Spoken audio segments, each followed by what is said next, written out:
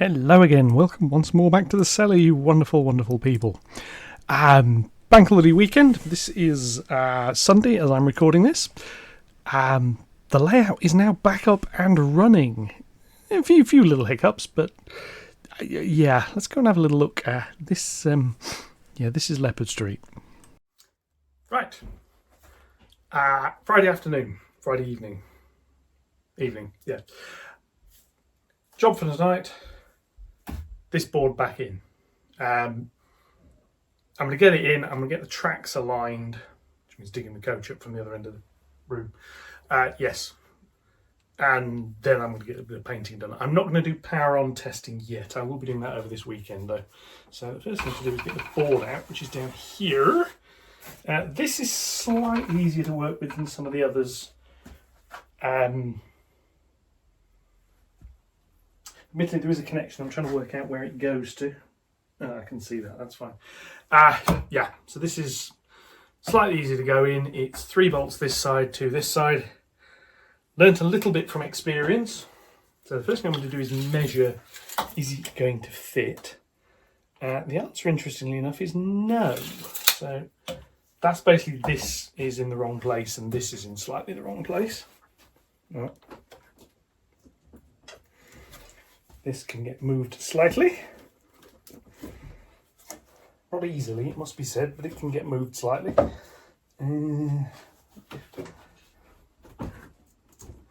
Like that. Only needs to be slightly larger. That'll do. That was it. I've also taken the bolts and put them through the painted holes a couple of times just to clear the paint out of the holes. Again, I've got a little ledge you can't see on this side for it to sit on. I'll have to hold it for that side. So, let's try and work out how best to do this. Probably this way. Now, the advantage this board's got is being only 3 foot, it's a lot lighter. And it goes like that. And what I need to do is find some way of holding it and get a bolt through the back here somewhere. A hole. Scrambling around a bit in the dark here, but there we go.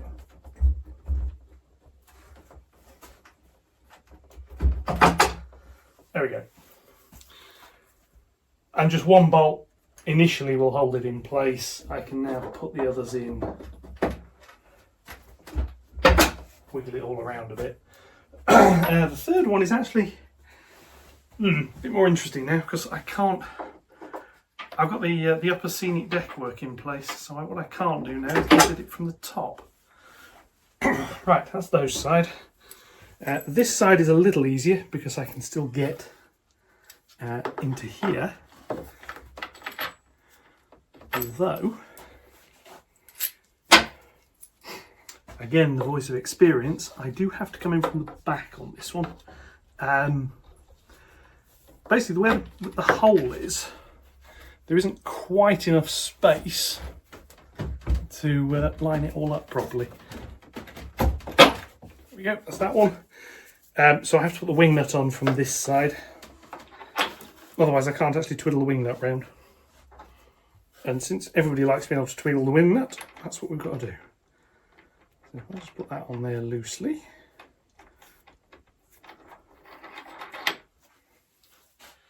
Final one over here. And stick that like that. And again, washer and a wing nut.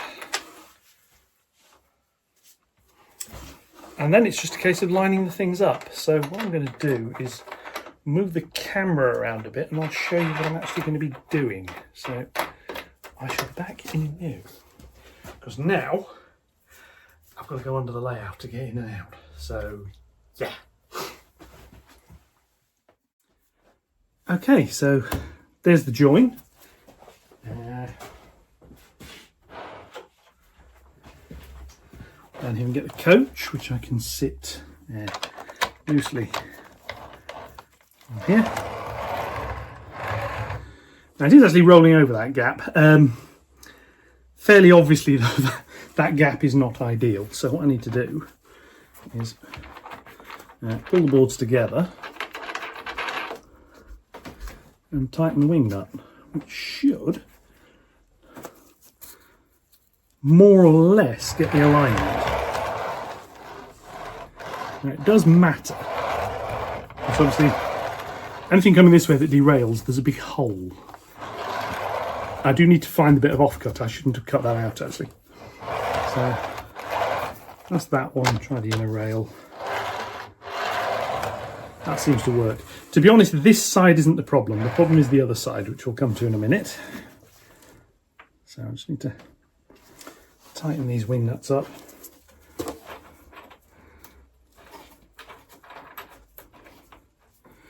Then clamp the boards fairly firmly, and away we go.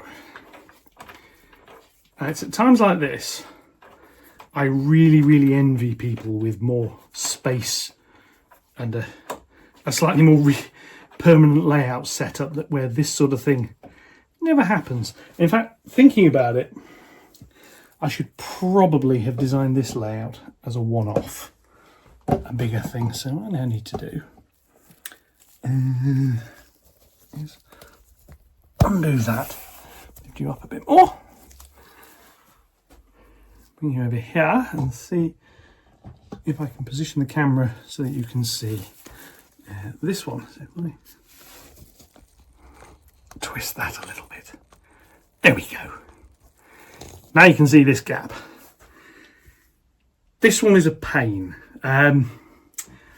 I made a mistake with this. The initial track was this one, and I did it with a slitting disc, and it has, as a result, never lined up properly since.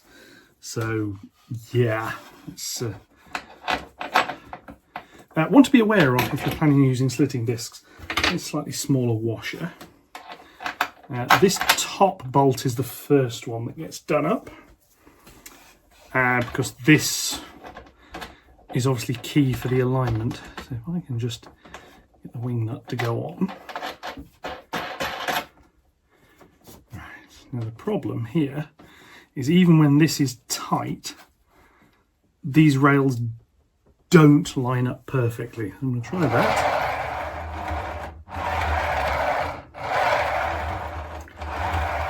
That one seems to work. Let's try this one.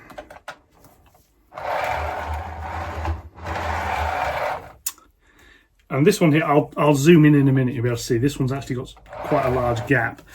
These two I did with razor saws, because by that point I'd learnt my lesson.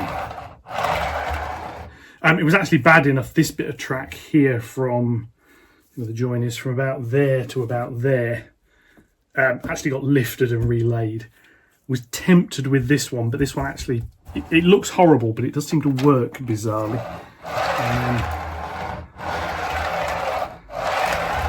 That seems to be all right as well. So I'm now going to just tighten the rest of these up. Hopefully we then have the layout back together. And then it's just a matter of putting the electrical connectors in, and a couple of other little bits and pieces need to go in. There's a signal box to put back in place. Dummy bridge, although that's currently sitting in the little townscape bit. But I'll bring that back up because I need to work out exactly where the backscene's going. And I'm already seeing I made the right call in not putting the backscene on this beforehand, because it's already overlapping, which is not ideal. But we'll have a look in a mo. So I'll just kneel down here, look up and go hello, and do up this wing nut. And check the others are nice and tight as well. There we go. Right. Brief pause. I'm going to bring you back round this side. So here we are back at the joins. Now you can see, get that to focus. There is a bit of a gap. It does work. That one's a bit more. The rail I'm always worried about is this bit. But it does seem to work. And then this is what this is the sort of gap a razor saw leaves. This is a slitting disc. So yeah, razor saw every time. But back up here, as you can see, that is now back in place. This is what I mean about it's not quite lined up properly. If I put the back scene onto the edge of the board, it wouldn't have fitted. So, yes, right. Back in a mo, just going to remount the camera. Okay, next little job is putting the signal box back. Now this, if you remember from an earlier video, has lights. Hence this little plug. If I take the roof off, because then it won't fall over so much. There's this little board here with a socket. So what I need to do is carefully that into there, like so. Hopefully that's not broken anything. That then sits on there in roughly its position. Roof isn't glued on yet because I've still got the rest of the interior to fit. There's a ladder that goes on there and then promptly falls off, and another little hut which will be on there somewhere. And then finally that bridge goes on here, and then we're back. Now I have still got these two wires to fit, so I shall do this now. These go underneath. And actually bring the power across. Now in theory I can power up now. In practice I've got a lot of clutter to take off the layout board first, and I want to get that done before I try and power everything up and then short something out, because I've got a bit of a screwdriver or something across the rails. So that's that wired up. There's one more set of wires. Has to go in. Just caught on something over here. And this powers up the 5-volt bus. Right. That's that. That is board E back in. The layout is now in theory assembled. There is a little bit of work to do with clearing. Yeah. Anyway, so the next job is cutting a piece of wood to make another back scene with, and clearing some rubbish off, and then fitting that. So I'm going to go cut some wood and I shall return. And back. We have a 12 by 33 inch piece of plywood. This is actually about 4mm. It's a bit thinner than I used elsewhere. This is actually left over from doing the ceiling, so I thought I might as well reuse it. I have another bigger piece which I'm going to use to make the end section, but this needs to be made first and ideally painted and glued into position before I do that one, just so I can measure everything off it. So that's what I'm going to do right now, is get this set up. So I need my trusty Gorilla wood glue. I've marked out the centre. This is going to get 3 battens. It could probably do with a lengthwise one as well. Not decided yet. It might get one, it might not. I don't think it will because of how much longer it's going to make doing this job take. So let's do that. Yeah, a little bit of wood glue. Doesn't need a lot. The spreader is still an old coffee stirrer with the end well and truly caked in glue now. So yes, as usual, the little battens here are just plain square edge timber and have had a file run over them. This one's going to go on first and is actually going to get clamped to the workbench because I can, basically. So if I clamp that to the workbench, just holds it all steady, really. Clamps, again, these are from Aldi. I gather Lidl occasionally do basically the same thing. Different manufacturer, different colours, be exactly the same manufacturer. It'll all come from the same factory in China. Gosh, let's face it, everything does. Suffice it to say, at some point, the one Chinese bloke who's actually making everything for the entirety of the world's economy is going to retire or phone in sick. And let's face it, we're screwed. Everything's just going to go wrong at that point. So yeah, it's just that. Now I'm lining all these up, or I'm trying to line these up with one edge.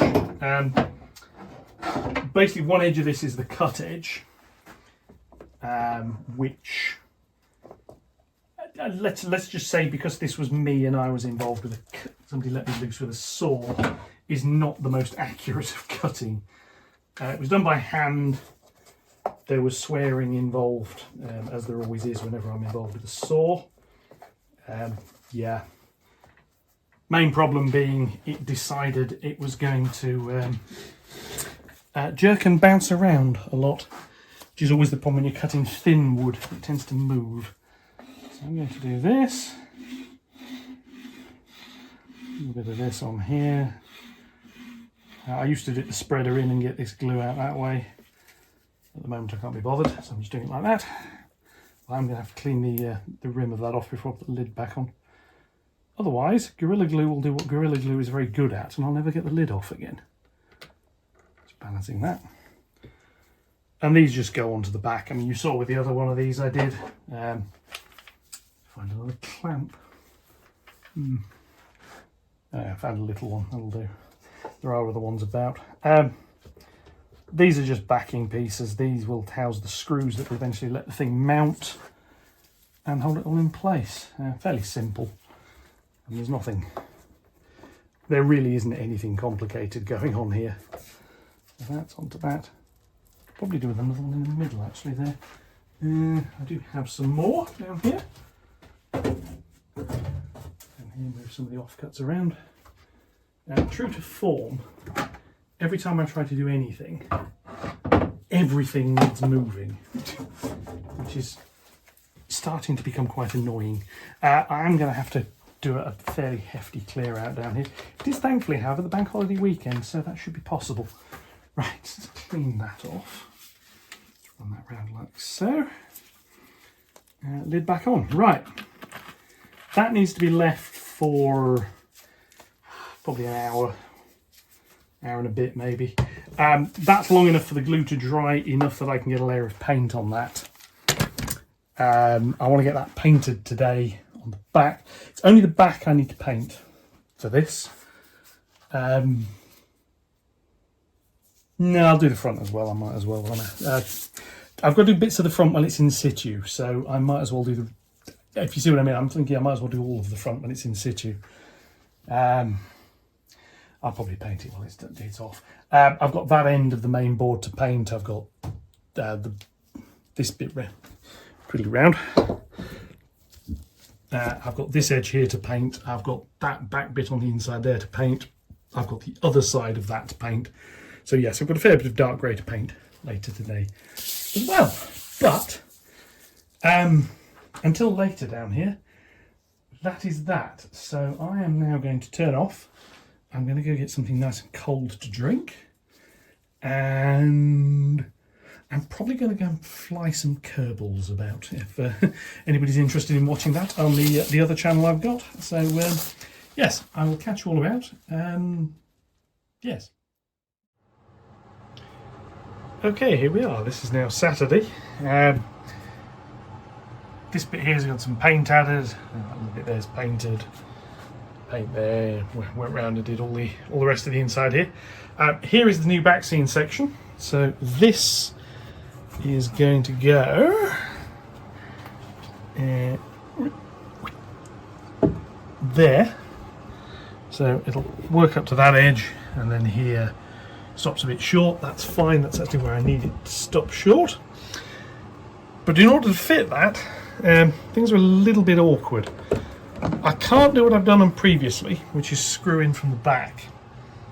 I'm going to have to do what I did there, which is a little bit messy, and screw in from the front. So I need to mark up where that's going to go. Drill some holes from the other side. They're going to come through this way because obviously the drill's not going to fit this side. Tidy it up a little bit this side here, and then fit some screws. So I'm going to go do a bit of marking up and a bit of drilling, and I shall be back in a sec. And there we go, that's that piece of backscene in. Screw there, and there's another screw sort of down behind this. Fairly firm, that'll do. Looks a lot better, the signal box, than that, having that behind it. With that there, I can start working out exactly where this bridge is going and the little bit that needs to go there. The next piece is a board to come along here. So I need to get that marked up, cut, and work out how on earth I'm going to install that. Back in a minute. Okay, not fixed in place yet. It'll be sort of like fitted there, and it'll be something like that. Scenic brake. So, purpose of that, bridge will be in front of it. Sit level. The bridge will be adapted to go all the way to the back. It'll have like a false back wall stuck on the back seam. This will all be painted up. Hillside down here, whatever. Basically behind here is going to be a station, and it's probably going to start, it's going to be 5 inches up. Let me just see exactly where that deck will be. So yeah, you see the 5-inch point here, so come over here. Yeah, the station deck. Is that right? 5 inches up from there.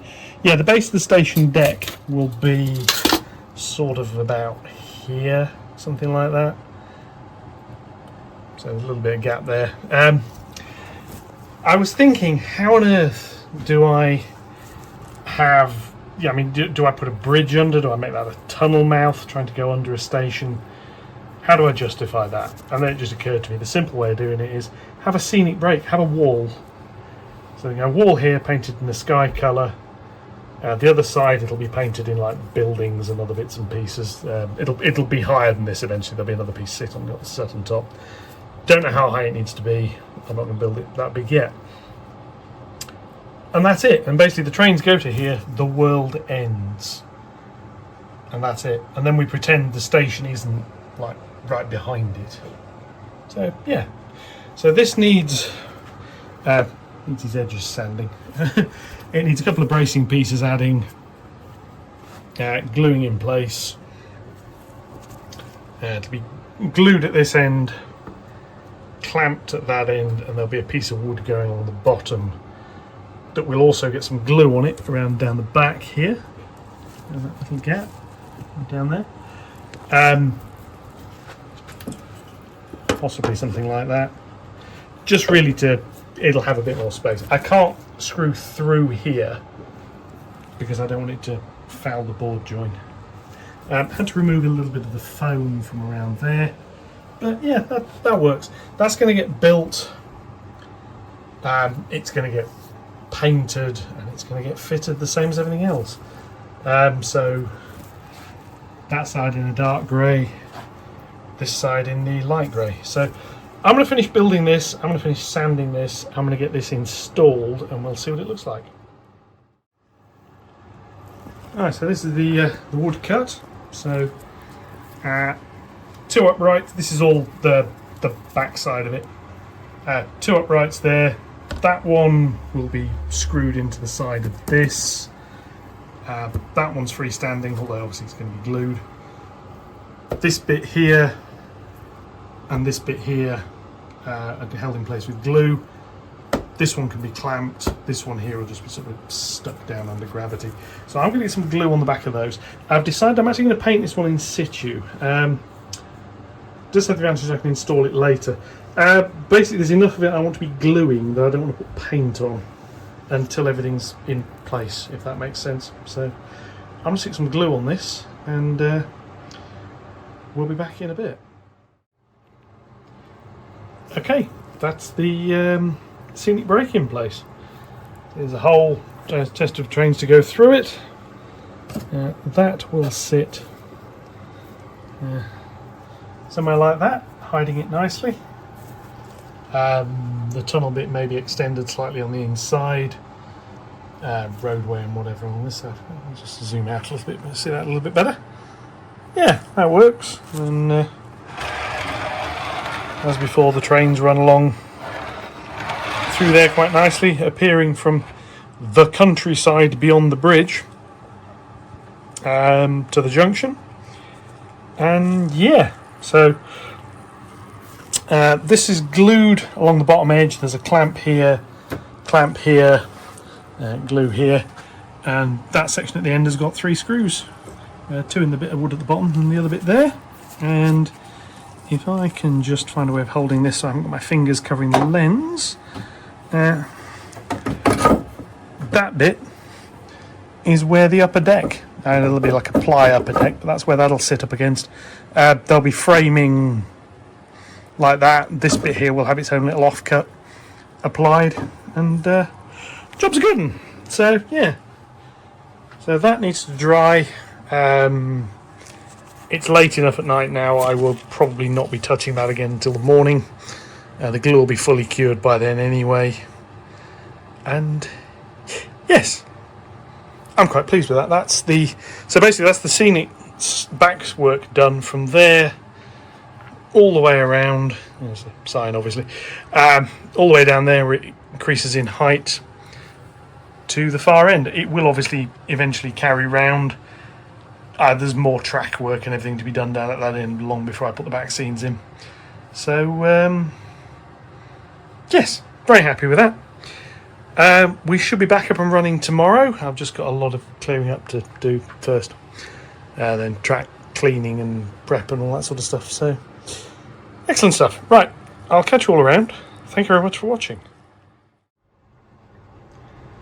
Here we are. This is Sunday afternoon. I'm getting some weird noises in the background. I'm just going to turn certain bits of the layout off. Should deal with that. I'll power it all off and then deal with it again. See, we now have a remote control for doing it. So here is the scenic brake. The darker bits are where the paint's not fully dry yet. There we go. But you can see the effect. So trains come around there, that's the end of the layout. And then obviously this is all the hidden area behind here.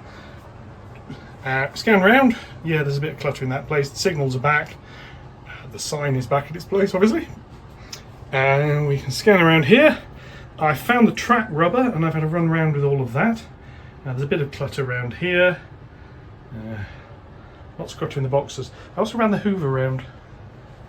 Don't let my better half know I know how to do that. But anyway, highly complicated technical equipment, needs adult supervision. And then we have largely cleared off all around here. There's a few little bits and pieces, but not much. And we have the M2 sitting ready to do some track power testing. So I'm going to switch all this back on, go around to the other side of the layout and see what we can do. So I'll catch you in a minute. Okay, here we are. This is the command pit. As you can see, it's yeah. Anyway, M2 behind me is on the layout. The layout has powered up. I only had one loose wire. The board behind me was resetting constantly. One of the 5-volt wires just wasn't pushed in properly, so I've sorted that. Track power is on. Nothing's blown up, and the layout is picking up. So let's see if we can. We have a locomotive moving. Nice and noisily. So what I'm going to do is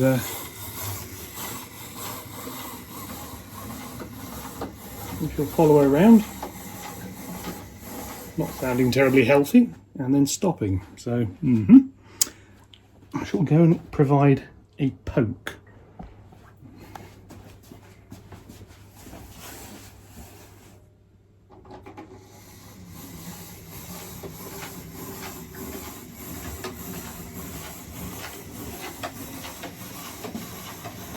I'm going to increase the speed of this and see if that helps.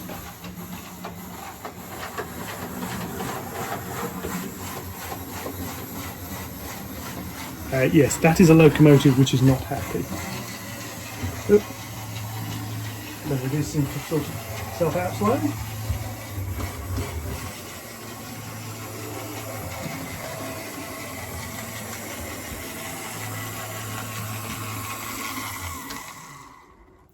However, yeah, fairly obviously not particularly happy. So what I'm going to do is park the N2 up, and I'm going to find another locomotive. My other lovely little tank engine here. And the idea is what I'm going to be doing now is just running these around for a little while, checking out all of the tracks. So release that, go into the J52, which is in here.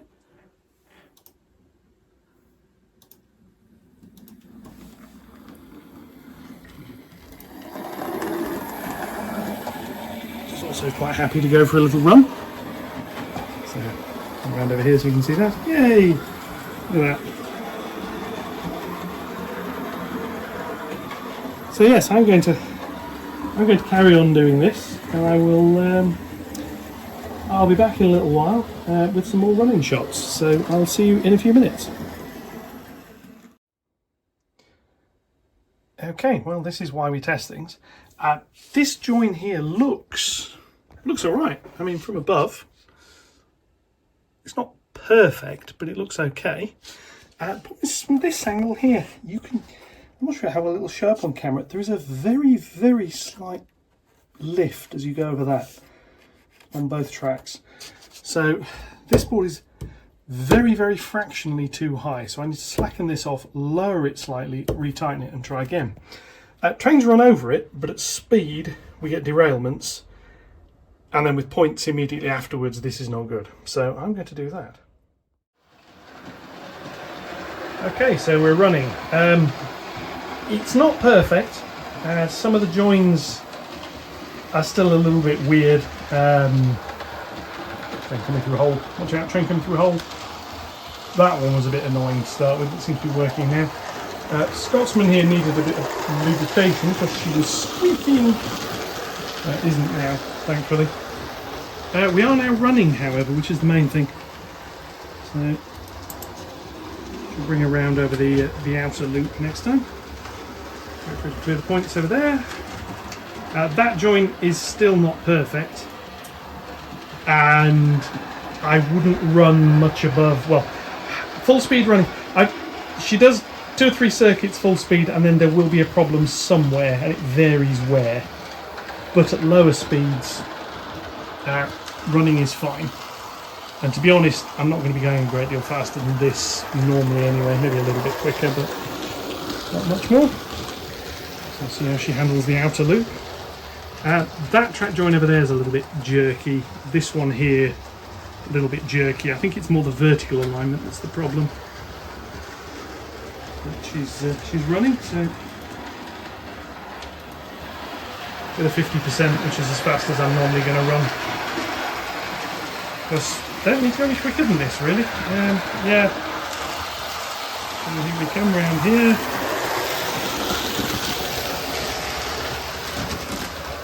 Set back onto the main line. She clears around there. You can hear the thumping as some of the joins are going. You can see that coach wobbling, although that's more the coach's wheels that's the problem. So yeah, not perfect, but we are back up and running.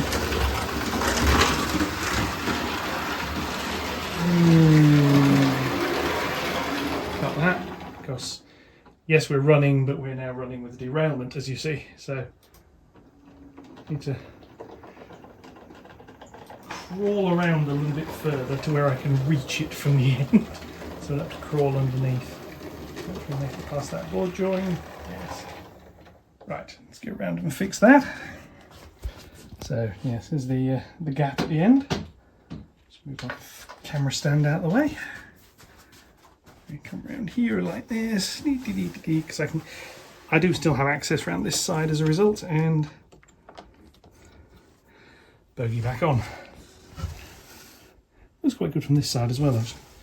So yeah, like that. And there's the schoolboy standing on the bridge shot, which I think is something of a classic.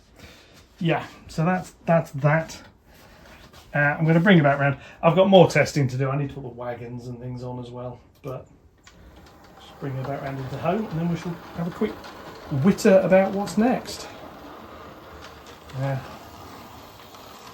Obviously, a lot more testing is needed. Some of the joints between the boards are not brilliant, shall we say. Well, now that one's fine. We'll wander on a bit.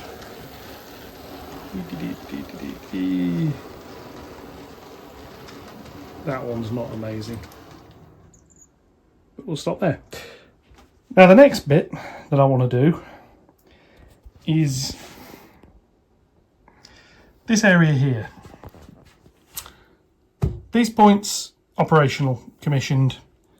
This one's operational and commissioned. Trains can drive to there. Beyond there it's dead. So what I need to do, this one's got a motor. The motor for this is set up and calibrated. The track feed isn't. This feed here, incidentally, it works, but it doesn't go through the block detection, so that needs fixing. So jobs for tomorrow is power this bit here up, and I can run test that. Get that on the block system. I can run test that. This one here needs a motor fitting and powering up, so I'm going to do that.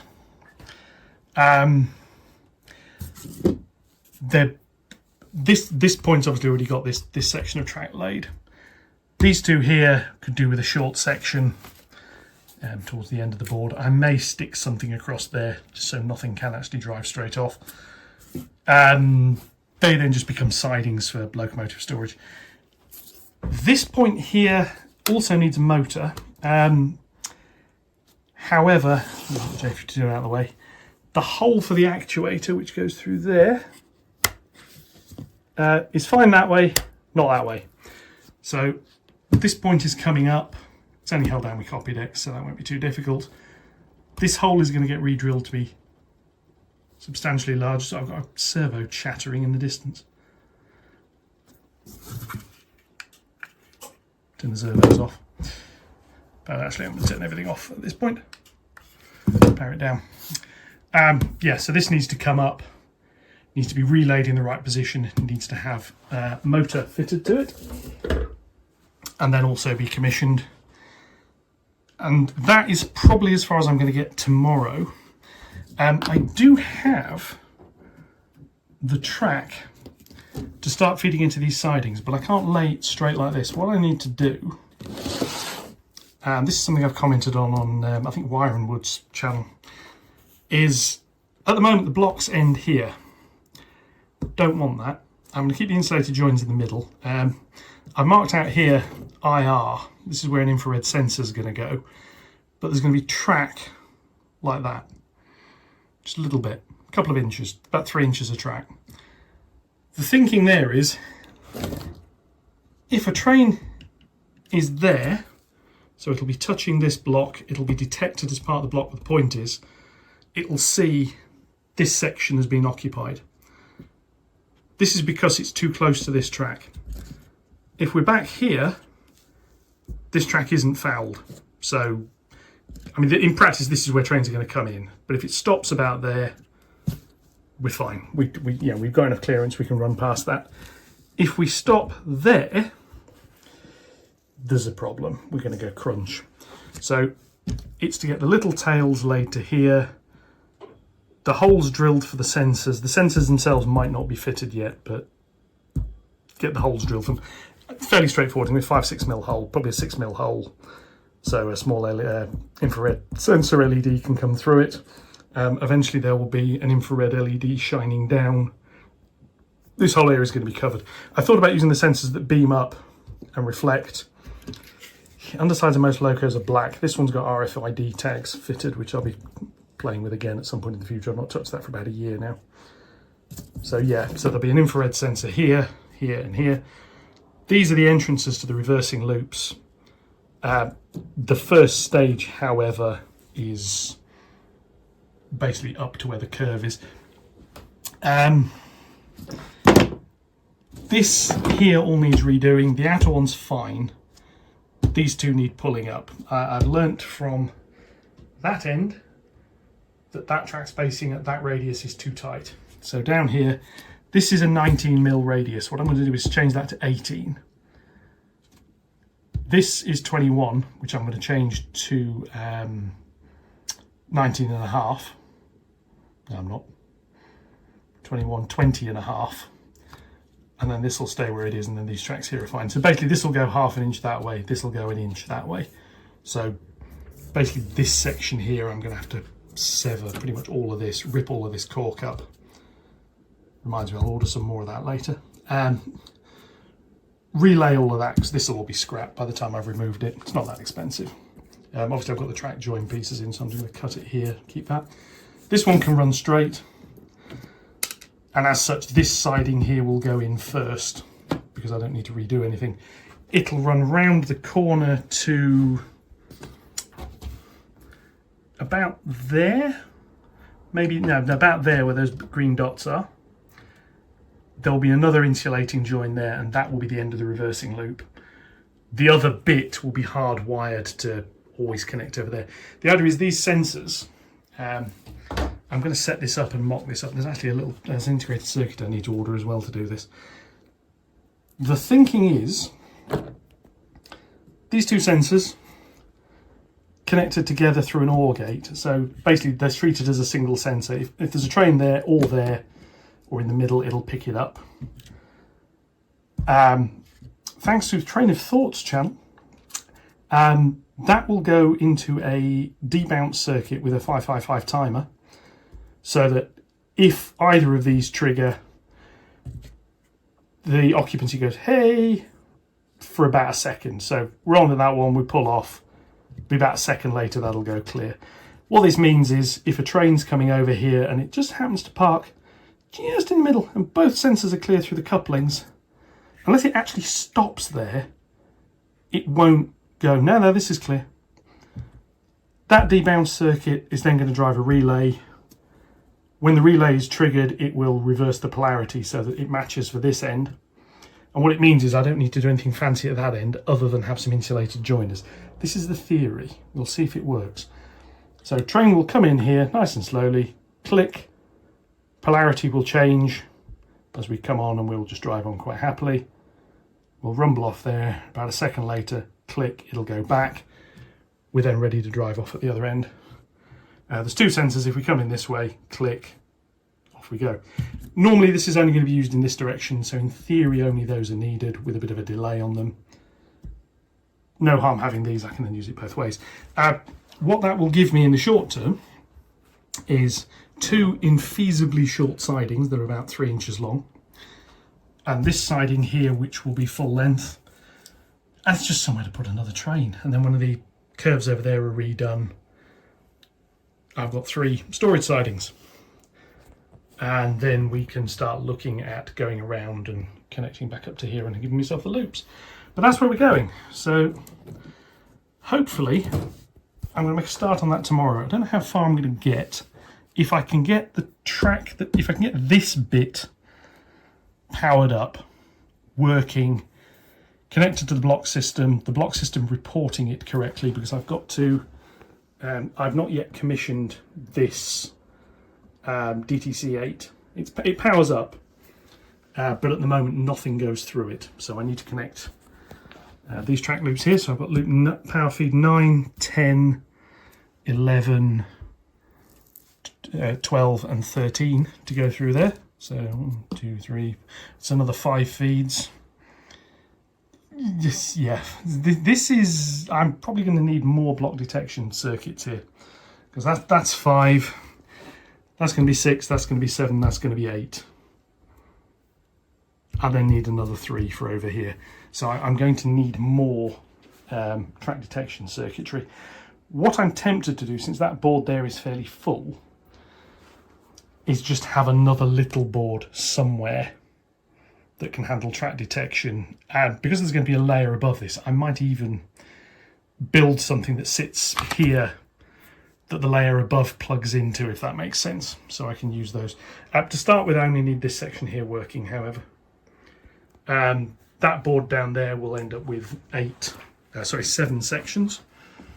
So we'll come around here, and then that bit, and that bit will be like the braking signal. So the train comes around here, touches that, so time to stop, and it'll grind to a halt before it hits the end, with this line here being long enough.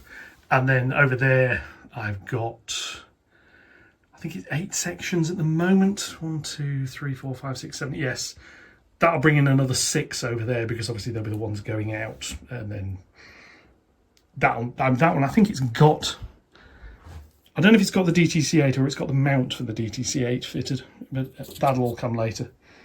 But yeah, back together, back up and running.